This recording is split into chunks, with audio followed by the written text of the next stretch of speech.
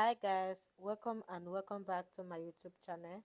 My name is Promoted Sandra. In today's tutorial, I'm going to be teaching you guys the easiest way on how to cut a bell sleeve. If this is something you're interested in, then keep up watching. This tutorial was requested by one of my subscribers. Please don't forget to like, comment and share. This really helps my algorithm a lot. So guys, I've gone ahead to fold my fabric into four. Just go ahead and fold your fabric into two, then fold it into two again. So I'm going to be cutting the two sleeves together at once. So the first thing I'm going to be doing is to go ahead and mark a straight line across my fabric, which is going to be serving as the starting line. Then I'll place my tape on the shoulder line like this. I will mark 4 inches downward. This is going to be serving as the bisect line. So I will just go ahead and mark a straight line across like this.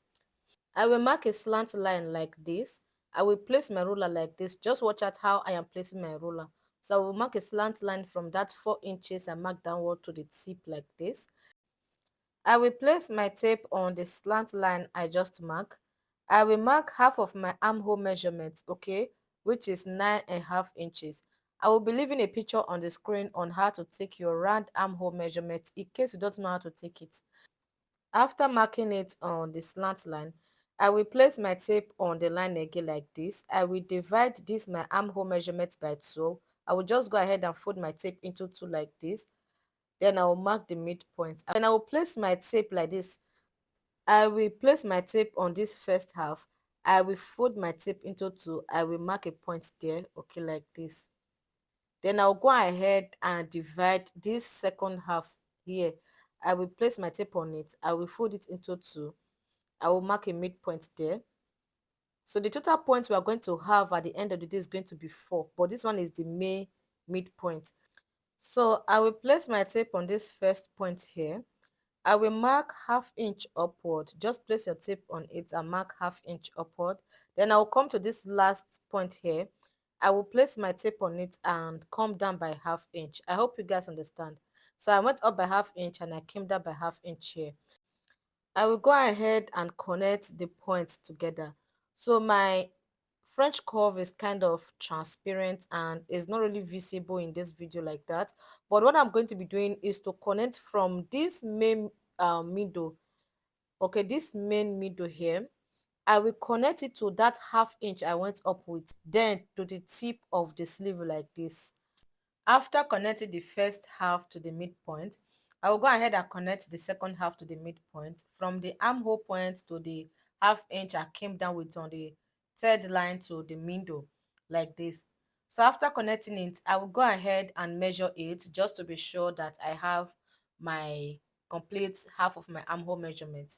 What I have here is 10 inches and half of my armhole measurement is 9.5 inches. So this is perfectly okay. The next thing I'm going to be doing is to add 1 inch for joining allowance. You can go ahead and add 1.5 inch, but for me I just added 1 inch, okay.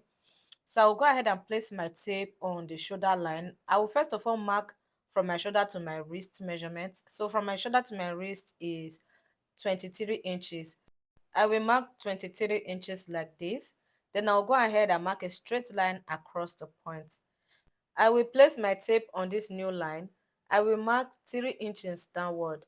So at this point, you can either add 4 inches or 5 inches. Okay, this just depends on how long you want your bust sleeve to be. So I will just add 3 inches and mark a straight line across. I will place my tape on the new line like this. I will mark how wide I want the bust sleeve to be. So I want it to be 11 inches. I will just mark 11 inches like this. So you can mark 11 inches or 10 inches. Do not allow it to be much, else you might end up regretting why you made it big. Okay, I will come to this particular line here. I will place my tape on it. I will mark half inch downward like this.